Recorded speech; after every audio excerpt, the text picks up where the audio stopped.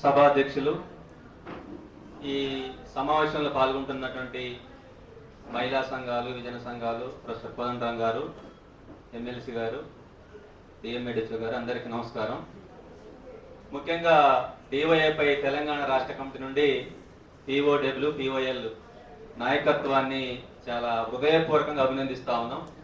ఓ మంచి కార్యక్రమాన్ని తీసుకొని రాష్ట్ర వ్యాప్తంగా ఇలాంటి సర్వే కార్యక్రమాలు ప్రభుత్వ వైద్య రంగం యొక్క దుస్థితిని తెలియజేసినందుకు వారిని అభినందిస్తా ఉన్నాం. అంటే కార్యక్రమం జరుగుతున్నప్పుడు ప్రదీప్ తోటి వ్యక్తిగతంగా ఫోన్లో మాట్లాడినప్పుడు మంచి కార్యక్రమం తీసుకురని చెప్పినాం.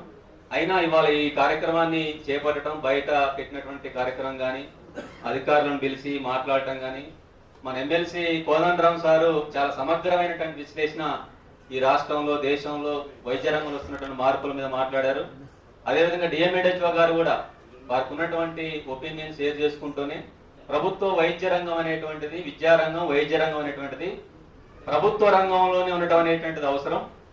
అయితే గత అనేక సంవత్సరాలుగా సరళీకరణ విధానాలు వచ్చిన తర్వాత పాలక ప్రభుత్వాలే చాలా ఉద్దేశపూర్వకంగా విద్యా వైద్య రంగాలను బాధ్యత నుంచి తప్పుకోవటం మూలంగా దాంట్లోకి కార్పొరేట్ సంస్థలు, ప్రైవేట్ సంస్థలు వచ్చినాయి.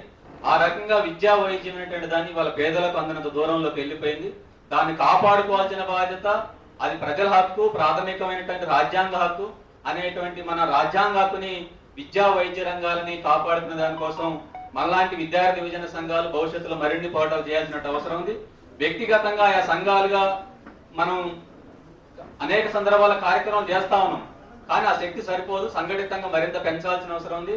అందుకు పిఓడబ్ల్యూ, పిఓఎల్ సంఘాలు కానీ, డివైఎఫ్ఐ, ఏఐవైఎఫ్ సంఘాలు కానీ భవిష్యత్తులో మరిన్ని అంటే విడివిడిగా, ఐక్యంగా మనం మరింత ప్రభుత్వ వైద్య రంగాన్ని కాపాడుకునే దానికోసం, వైద్యం అత్యంత పేదలందరికీ అందుబాటులో వచ్చే విధంగా మనందరం కూడా ప్రభుత్వం మీద పెద్ద ఎత్తున ఒత్తిడి చేయడానికి కోసం కార్యక్రమం చేద్దామని చెప్పేసి, సమయభాయం తక్కువ ఉన్నప్పటికీ ఈ అవకాశాన్ని మాట్లాడుకోవడానికి అవకాశించిన దానికి వారికి ప్రత్యేకంగా అభినందనలు తెలియజేస్తూ, భవిష్యత్తులో జరగబోయేటువంటి కార్యక్రమంలో మేము ఐక్యంగా, వ్యక్తిగతంగా కూడా మరింత కలిసి పనిచేద్దామని చెప్పి తెలియజేస్తూ మరోసారి అభినందిస్తూ ముగిస్తా ఉన్నాను.